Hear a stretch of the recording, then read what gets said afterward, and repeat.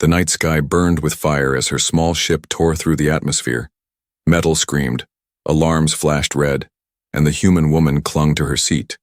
Her name was Mara, a young explorer who had dreamed of mapping new stars. But now the dream had turned into a nightmare. The ship jolted, twisted, and finally crashed into the hard alien ground with a thunderous roar. Silence followed, the kind of silence that pressed against her chest. Heavy and endless. Mara coughed as smoke filled the broken cabin, her hands trembling as she unfastened the harness. Her body ached. Her leg was bruised, but she was alive. Alive, but stranded. She pushed open the cracked hatch and stumbled out. The world before her stretched in strange colors, skies tinted green with 2 moons hanging low. The ground was covered in red dust and twisted black trees with glowing veins. Nothing looked safe, nothing looked human. Her heart pounded as the reality sank in. She was marooned. Hours passed as she searched the wreckage. She found half-burned rations, a broken beacon, and shattered tools. The only working item was a small lamp, its pale light cutting through the thick mist that rolled across the land. She whispered to herself, trying to stay calm. Someone will come. Someone will find me. But the silence of the planet gave no answer. When night came, fear grew stronger. The 2 moons bathed the land in silver light. Shadows stretched long across the dust. The twisted trees seemed alive, their glowing veins pulsing softly. Strange cries echoed in the distance, deep and guttural, not like any animal she knew. She sat near the wreckage fire, clutching a piece of metal as a weapon, her breath shallow, her ears straining at every sound. Then she saw them. 2 eyes, faintly glowing in the dark, staring at her from beyond the mist. Her heart froze. Her fingers tightened on the jagged metal. The eyes did not blink. They only watched, silent and patient. Mara's chest rose and fell quickly, sweat beading on her forehead. She whispered, "Stay back, stay away." But her voice shook.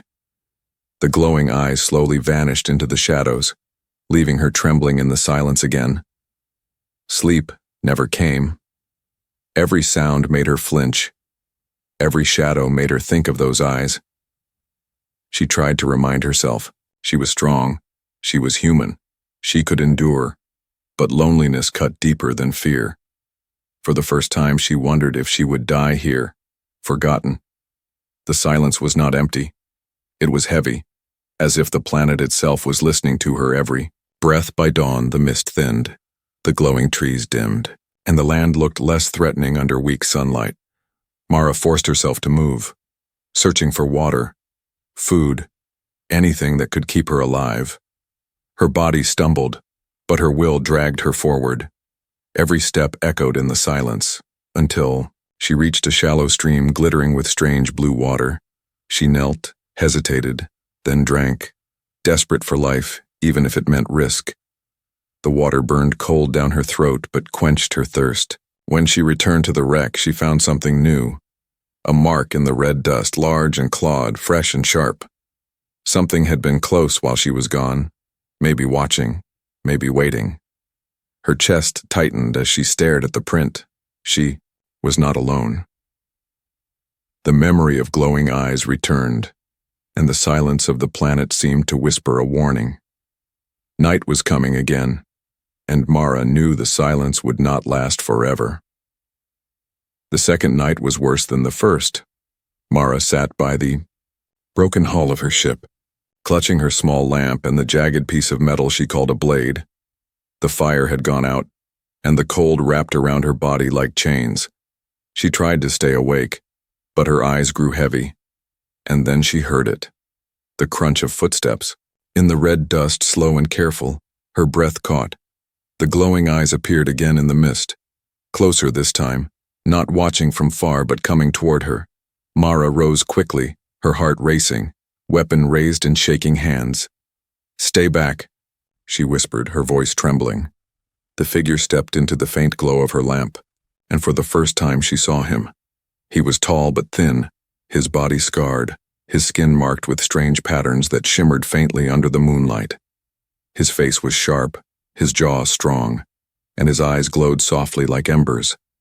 He carried no weapon, only a staff made from black wood. For a moment they only stared at each other, silence stretching between human and alien. Finally, he spoke in a rough, broken voice, words heavy but understandable. Danger. Here. Stay close. Mara's chest tightened. This was no animal, no beast. It was a man or something close to a man. But she did not trust him. How could she? What do you want? She asked sharply, gripping her weapon tighter. The alien tilted his head, his glowing eyes narrowing. Want? Nothing. Weak. Need guard. The word stung. Weak. He called her weak. Mara wanted to scream at him, but then a low growl rolled across the ground, heavy and deep. From the dark came shapes, four-legged creatures with armored hides and long jaws dripping with saliva. The alien stepped forward, placing himself between Mara and the beasts, staff raised. In that moment she realized he had not come to harm her. He had come to protect. The creatures attacked, their claws raking the dust, their teeth snapping. In hunger, the alien moved with speed, striking one across the head, spinning his staff and slamming it into another's chest. Mara tried to fight too, swinging her jagged metal, but her arms shook with fear. One beast lunged for her throat, and she thought it was the end. But the alien caught it mid-leap, twisting and driving his staff through its chest with brutal strength. The others hissed, snarled, and finally slunk back into the mist, leaving their dead behind. The silence returned, heavy as ever. Mara dropped to her knees, chest heaving. She looked up at him, the unwanted companion, his staff dripping with alien blood. He turned to her and spoke again, voice low. Alone. You die. The words cut deep because they were true. That night he stayed near the wreckage, sitting apart from her but within reach. Mara did not sleep. She only watched him, wondering what kind of creature he was. He did not seem cruel. Yet, there was hardness in his eyes, the hardness of someone who had lived too long without hope. She finally asked, Why help me? You don't even know me. The alien stared at the glowing trees for a long moment before answering. Not first. Crash. Many come. Many die. The meaning was clear. He had seen others before her, humans or strangers, maybe even from his own kind, and all of them had been lost to this cursed world. Now she was another doomed traveler, and he had chosen to keep her alive. At least for now. By dawn, Mara realized something she did not want to admit. She hated the silence of this world, she hated the loneliness, she hated the fear. And this alien, this strange man with glowing eyes and scars, broke that silence. Even if she did not want him, she needed him. Her unwanted companion had become her only chance to live. But as the morning mist lifted and his gaze followed her every move, Mara could not shake one thought. He had saved her life. But at what cost? What did he truly want from her? The silence of the world gave no answer, only the soft echo of his words. Alone. You die. The third day brought hunger. Mara's stomach twisted painfully as she searched the wreckage again, finding nothing but scraps. The rations she had saved were gone, burned in the crash or eaten by scavengers in the night. The alien, her unwanted companion, watched silently as she struggled, his glowing eyes unreadable. Finally, he spoke in his broken voice. Food. Not here? Come. Mara hesitated.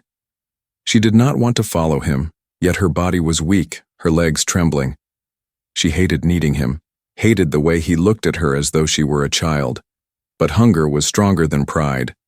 So she nodded, clutching her small lamp, and followed into the twisted forest of black trees. The air was heavy with strange scents, sweet and bitter all at once. The alien moved with skill, his bare feet silent on the cracked earth. He touched the glowing veins of trees, sniffed the air, and listened to sounds she could not hear. Mara followed, stumbling over roots, her boots sinking in the dust. When he finally stopped, he pointed at a cluster of thick vines curling around a rock. Eat, he said simply, pulling the fruit free. She stared at it suspiciously. The skin was black and pulsing faintly like it was alive. Eat? She repeated, unsure. He tore one open with his teeth, green juice spilling down his chin, and swallowed. Safe, he muttered, offering another to her. Her hands shook as she bit into the strange fruit, and to her surprise, it was sweet, almost like honey mixed with smoke. For the first time since the crash, her hunger eased. When they returned to the wreck, night was falling. The two moons rose, and mist curled once again around the ruins of her ship. The alien built a fire with black wood that burned green, casting eerie light on the broken metal. Mara sat close, clutching her knees, the warmth soothing her frozen bones. She realized she had not spoken to him much, and yet silence between them felt heavy, so she whispered, "What is your name?" He looked at her slowly, as if the question was strange. Finally, he tapped his chest. "Kyle." The sound was rough but strong, carrying a weight of history. Mara repeated it softly. "Kyle." For a moment his glowing eyes softened. Just a little, as if hearing his name from her lips mattered more than he expected. The fire crackled, the green flames twisting in the wind. Mara stared at him across the fire, at his scars, at the sharp lines of his face. He looked both dangerous and broken, like a warrior who had fought too long. She wanted to ask about his scars, about how he came to be here. But her throat tightened, so instead she whispered, "How long have you been here?" Kale's gaze turned away to the dark forest, his jaw tight. "Long," he said simply. "Too long." Silence stretched again, but this time it was not empty. It was filled with something she could not name. Curiosity, fear, maybe even trust. The firelight danced on the cave-like walls of the wreck. Shadows twisting, Mara noticed Kale tracing shapes in the dirt with a stick, strange symbols that looked like stars. She leaned closer, whispering, "What is that?" Kale looked up, his voice low. "Home." The word cut through her. She thought of her own home, of Earth, of her family, of everything she had lost in the crash. Tears burned her eyes, and she quickly turned away. But Kale noticed, his glowing eyes softer now. For the first time, she felt he understood her pain even without words. The fire burned low as the night deepened. Predators howled in the distance, their cries sharp and cruel. But Mara did not feel as alone as before. She watched Kale's silhouette against the firelight, strong and unmoving. For the first time since the crash, safety wrapped around her like the warmth of the flames. And yet, deep inside, another feeling stirred, one she could not admit, not even to herself. As the night grew quiet, Mara lay beside the dying fire, eyes half closed. Her last thought before sleep was not of rescue but of Kale, the unwanted companion who was slowly becoming something more. The fourth night began with a strange silence. The forest around the wreck seemed too still, no growls, no cries, no rustling of hidden creatures. Mara sat by the fading green fire, her nerves on edge. Kyle was standing at the edge of the trees, his glowing eyes scanning the sky. When he returned, his voice was harder than before. "Storm. Coming." Mara frowned, looking up. The sky was darker than usual, both moons hidden behind heavy clouds. Lightning flickered in the distance, green and blue streaks tearing across the heavens. The wind picked up, carrying the scent of smoke and ash. "What kind of storm?" she asked nervously. Kale's answer was short and sharp. "Deadly." He moved quickly, gathering what little they had. Mara tried to follow, her heart racing as thunder rolled like a drumbeat across the land. The air grew heavy, and the mist that usually clung to the ground began to rise. Swallowing the wreckage, Kale grabbed her wrist, pulling her away from the ship, his strength firm but not cruel. "Cave," he muttered, and she had no choice but to trust him. They ran through the forest, branches whipping against her face, the ground shaking beneath their feet. The glowing veins of the trees pulsed brighter as if the storm gave them life. Mara stumbled, almost falling, but Kale caught her and dragged her forward. The wind screamed now, carrying shards of dust and debris that stung her skin. Finally, they reached a jagged cliff where a dark opening gaped like the mouth of a beast. Without hesitation, Kyle led her inside. The cave was cold and damp, the walls glistening with faint light from mineral veins. Mara collapsed against the rock, her chest heaving. Outside, the storm struck with full force, thunder roaring, lightning splitting the sky into pieces. The ground trembled as if the planet itself was alive and angry. Mara hugged her knees, trembling, whispering, "I would have died out there." Kyle only stared at the cave mouth, his expression unreadable. Hours passed. The storm raged on, howling winds shaking the rocks. Inside, the cave seemed endless, shadows stretching into darkness. Kyle built another fire with dry black wood he carried in a pouch, the flames glowing green against the stone. The warmth filled the space, pushing back the cold. Mara sat closer, to the fire, shivering, her eyes locked on Kale as he worked silently. She finally broke the silence, her voice low. "You knew where this place was. You've been here before." Kale paused, his hands tightening around the stick he used to stir the flames. "Yes," he said simply, his voice rough. "Many storms, many nights here." Mara tilted her head, curiosity fighting her fear. "How long have you survived like this?" she asked. Kale's glowing eyes lifted to hers, filled with shadows. "Too long." The fire crackled, throwing their shadows high against the stone walls. Mara leaned back, staring at the strange markings carved deep into the rock. Symbols, spiral stars, all scratched by hands long gone. She reached out, tracing one with her fingers, whispering, "Who made these?" Kale's gaze followed, his voice distant. "Not me. Old ones. Before."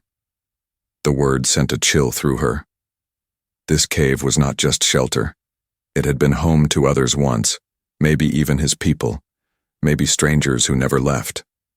The thought of dying here, her story ending as just another mark on the wall, twisted in her chest. She pulled her arms tighter around herself, the silence pressing harder than the storm. Kale noticed her shaking. He moved closer, not touching but near enough that his warmth reached her through the cold. For the first time, Mara did not pull away. She whispered, "You saved me again." Her voice trembling, Kale's reply was simple, almost bitter. "Not save, just keep alive." But his eyes betrayed something more, something he would not admit. The storm outside grew even stronger, water pouring in sheets across the land. The cave echoed with the fury of the planet. Yet inside, the fire burned steady, and for the first time Mara felt she could breathe. She studied Kale's scars in the firelight, each one a story she did not know. She wanted to ask, wanted to understand him, but the words caught in her throat. Instead, she whispered, "I don't want to be alone anymore." Kyle looked at her sharply, his jaw tight, his glowing eyes softer than before. The fire crackled between them, shadows dancing like ghosts. Neither spoke again.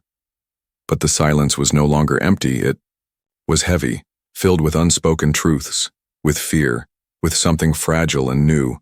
Outside, the storm raged on, tearing the world apart. But in the cave, two strangers sat side by side, their bond growing in the firelight, and Mara realized with a strange certainty, she was no longer just surviving. Something inside her was beginning to change. The storm passed, but its memory stayed inside Mara. She and Kale stepped out of the cave into a broken world, the red dust washed clean, the twisted trees shining brighter than before. The air smelled fresh, alive, but the silence was still. Heavy, Mara followed him back to the wreck, the ground soft beneath her boots, her body weak from hunger and fear. Yet something had shifted, something she could not name. Days turned into weeks. Each sunrise brought new danger, but also new survival. Kale taught her which fruits to eat, which streams to drink from, which creatures to avoid. He showed her how to sharpen stone into blades, how to light fires without her lamp. At first she resisted, stubborn and proud, but slowly she learned. And in learning, she began to see him. Differently, one evening they sat by the fire again.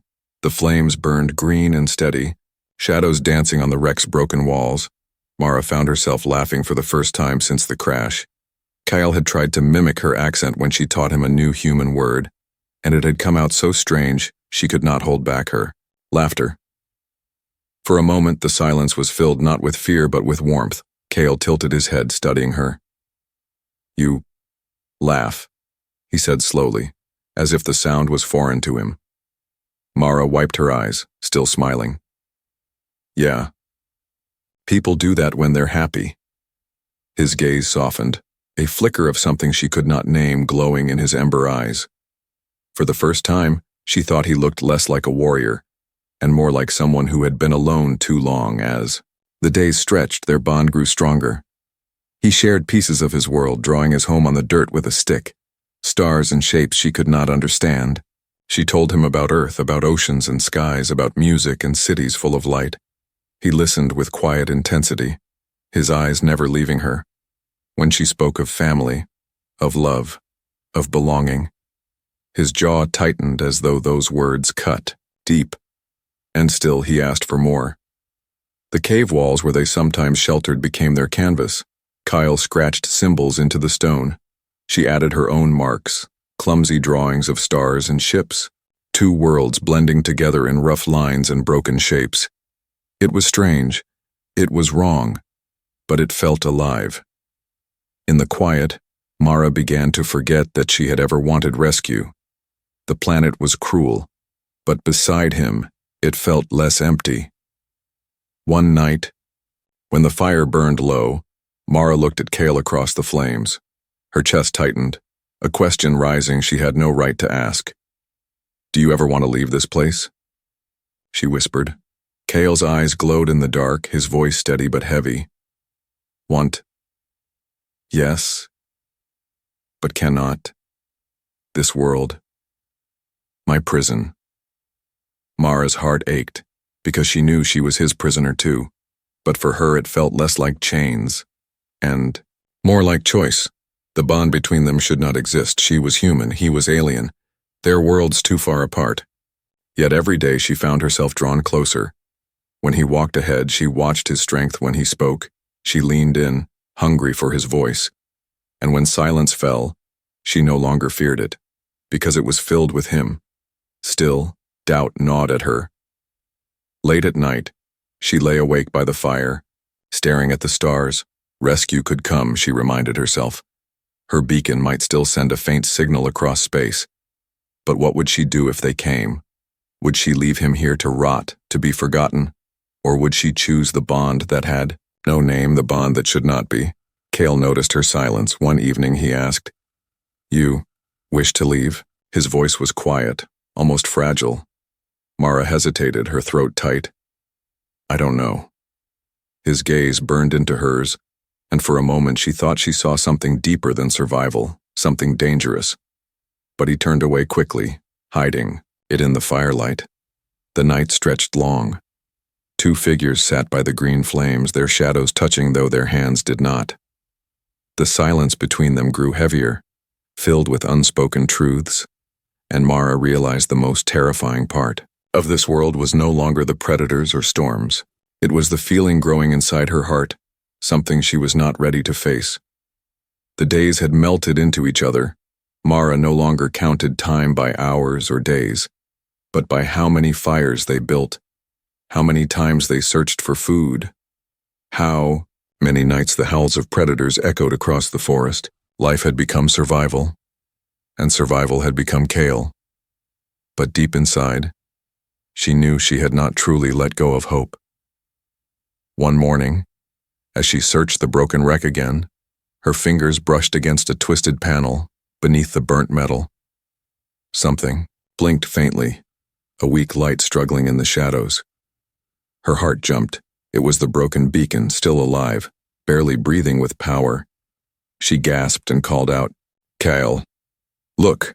Kale came quickly, his steps heavy, his glowing eyes fixed on the tiny light. Mara's hands shook as she lifted the device, wires dangling like torn veins. "If I can fix this," she whispered, "I can send a signal. Someone might hear me." The words tasted like freedom but also like chains. Kale stared at the beacon for a long moment, his face unreadable. Finally, he muttered, "Danger." Mara frowned, her chest tightening. "Danger? This is rescue, this is my way home." But Kale's eyes burned brighter. If not only humans here, others come. Hunters. The warning struck her like ice. She remembered the creatures they had fought, the claw marks near the wreck, the glowing trees that felt alive. Maybe this world was not just dangerous, it was hunted. But her heart screamed louder than her fear. She wanted to live, to see Earth again, to feel human voices around her. Yet when she looked at Kale, her chest twisted painfully. For days, she worked on the beacon. Kyle helped in silence, gathering metal, bending wires, but his eyes grew colder each time he saw her hands touch the device. At night, they sat by the fire without speaking, the silence heavier than before. Mara knew he wanted her to stop, but he never said the words. And she could not stop because the hope of rescue was stronger than guilt. Finally, the beacon hummed. A faint pulse lit up the wreck, a signal flying into the endless sky. Mara's breath caught as she whispered, "It's working." She looked at Kale, expecting joy, but his face was hard as stone. He turned away, whispering, "Choice." That night, Mara could not sleep. She stared at Kale across the fire, his body strong and still, his scars catching the glow of the flames. She remembered every moment, the storm, the laughter, the fruit, the drawings in the cave. He had become more than a companion, more than a guardian. And now she was calling for a ship that might take her away from him forever. The next morning, the beacon replied. A faint, broken voice crackled through the device. "Signal. Received. Rescue en route. Hold position." Mara's heart leapt, tears filling her eyes. Rescue was real. Help was coming. But when she turned to Kale, her joy broke like glass. His glowing eyes were dim, his face shadowed. "You go," he said quietly, his voice like gravel. Mara shook her head. "Kale, come with me. We can both leave." But he only stared at her, shaking his head slowly. "No. Your world, not mine. My place. Here." The words cut deeper than any wound. She wanted to scream, to beg, but his silence was heavy, final. Kyle turned away, walking to the edge of the forest, standing tall under the light of the two moons. Mara's chest ached as she whispered, "I don't want to leave you." But the beacon flashed again, reminding her that the choice had already come, rescue or Kale, home or the bond that should not exist. The signal had given her hope, but also a question she did not know how to answer. As the wind carried the smell of ash and the sky glowed. With faint lightning, Mara knew the hardest moment of her life was waiting, and when the rescue ship finally arrived, its lights breaking the silence of the sky, she would have to decide, stay with the one who had kept her alive, or return to the world she had once called her own. The sky was no longer silent. From above, a streak of light cut through the clouds, a ship descending with roaring engines. The sound shook the ground, dust rising into the air as Mara's heart pounded. Rescue had come, just as she had prayed, just as the beacon had promised. She stood frozen near the wreck, her eyes wide, her chest torn between hope and sorrow. The ship's lights painted the broken land bright white. A human voice echoed from the loudspeaker. "Survivor detected. Remain where you are." Mara's lips trembled. She should have been relieved. She should have been crying with joy. But her eyes searched only for him. Kyle stood at the edge of the forest. His glowing eyes locked on her. The wind whipped around him, carrying the smell of fire and ash, his scars glowing faintly under the ship's lights. He looked like a ghost, like a warrior born from the silence of the planet. And Mara realized she did not want to lose him. Not now. Not ever. The ramp of the rescue ship lowered. Human figures stepped out in shining suits. One of them called, "Come quickly, we have little time." Mara took one step forward, her body shaking, but her heart pulled her back. She turned, staring at Kale, her voice breaking. Come with me. Kyle shook his head slowly, his voice rough. Your world, not mine. I stay. Tears blurred her vision. Her hands clenched at her sides. You saved me. You kept me alive. I can't just leave you here. But Kale's eyes dimmed, his face calm yet sorrowful. I am part of this place. I do not belong in your sky, the humans shouted again, urging her to hurry. Every second was a knife against her chest. Every choice a chain pulling her in two directions. Home was waiting. Safety was waiting. But Kale was here. And in the silence of her heart, she already knew her answer. She ran, not to the ship but to him. The humans called after her, confused, but she ignored them.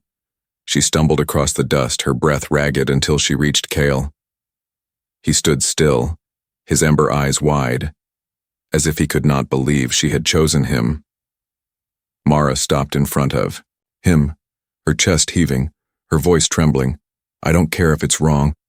I don't care if I never see Earth again. I choose you. Kyle's jaw tightened, his scars shifting as he struggled for words. Finally, he whispered, Why? Why choose me? Mara's tears fell freely now. Because what grew between us is real and I will not throw it away. Behind her, the humans shouted again, warning of danger, urging her to return. But their voices sounded distant, like echoes from another life. The only thing real was Kale standing before her, the bond in his eyes, the fire that had grown between them. The silence of the planet, once her greatest fear, now felt like home. Kyle lifted his hand slowly as if afraid she might vanish. Mara placed her hand in his, their fingers trembling but holding fast. The glow of his skin lit hers faintly, like two worlds finally touching. And for the first time, Kyle whispered a word without breaking it, without fragments. Stay. Her heart surged, her choice sealed. The ship behind her rose again, its engines roaring, the humans shouting in disbelief. But Mara did not turn back. She held Kale's hand tighter. Watching the lights fade into the sky, she had lost her chance at Earth, but she had found something greater. The night fell quiet again, the two moons glowing softly above. Mara leaned against him, her head resting on his shoulder, her voice soft. So this is home now. Kale did not answer, but his silence spoke louder than words. It was no longer empty, no longer cruel. It was filled. With her. With him. With something new, on that forgotten world, where silence once ruled. Two broken souls began again. Their bond was not meant to be. Their love should never have existed. And yet, against all odds, what grew between them changed everything.